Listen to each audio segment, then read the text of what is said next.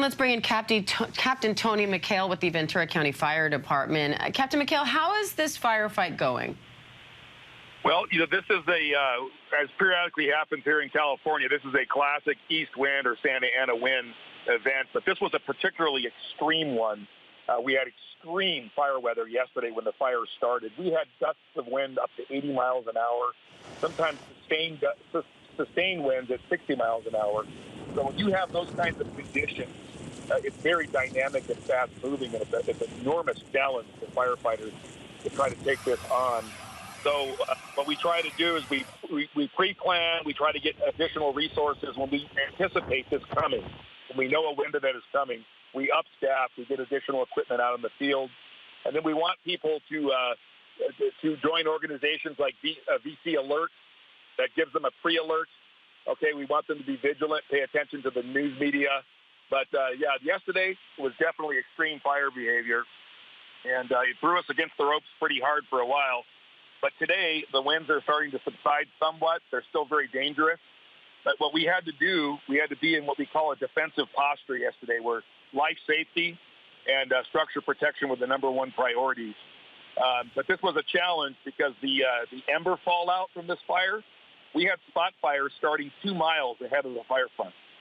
So it was a large area and a very difficult fuel bed. It's what we call intermix, which is a combination of wildland and agriculture. So orchards and fields, agricultural facilities, ranches, and then residential areas. So it presented all kinds of challenges to the firefighters. Now, many areas have been told to evacuate, but for people who didn't leave, what do you want them to know? Well, it's an emotionally shattering thing when you are confronted with a wildland fire like this, rapid moving.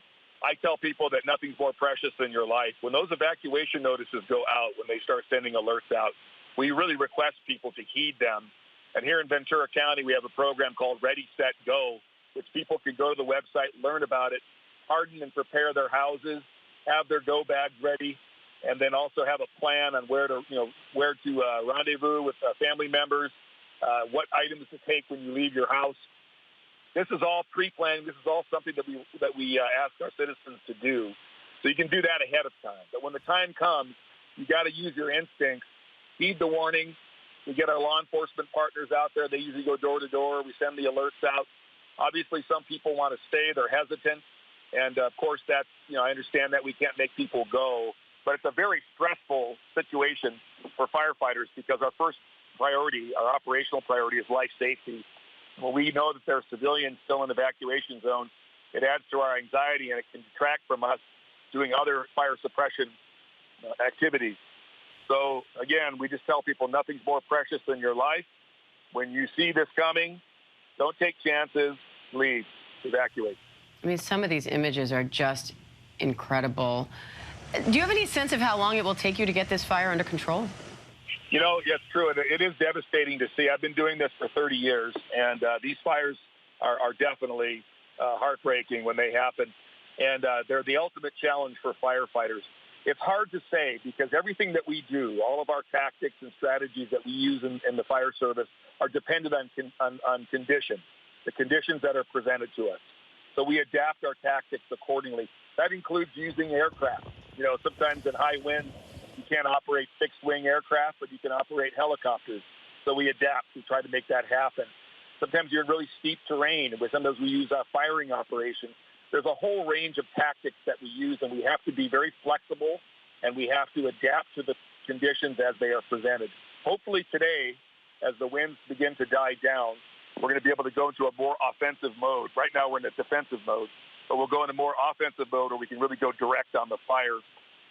And then the other thing that is important is that there has been quite a bit of devastation from this fire. We don't have exact numbers. So we're going to get damage assessment teams out in the field, and they do a very careful and methodical investigation to try to determine the number of homes that have been destroyed or damaged and other buildings as well. And then as the question came up about injuries, yeah, we've had reports of some civilian injuries, mostly smoke inhalation and some burn injuries. We're awaiting word to find out what their status is. So far, we have not had any injuries to firefighters that have been reported yet. We have an enormous of resources coming into our fire camp. We have what's called the Master California Mutual Aid System, where we order equipment from elsewhere in the state, and that's all starting to make its way down here. So we're starting to fill out our ranks, getting more personnel in the field as we start to get a handle on this. All right. Captain Tony McHale, I know you have your work cut out for you. Here's hoping the conditions cooperate. Wishing you good luck and safety. Thank you very much. Thank you.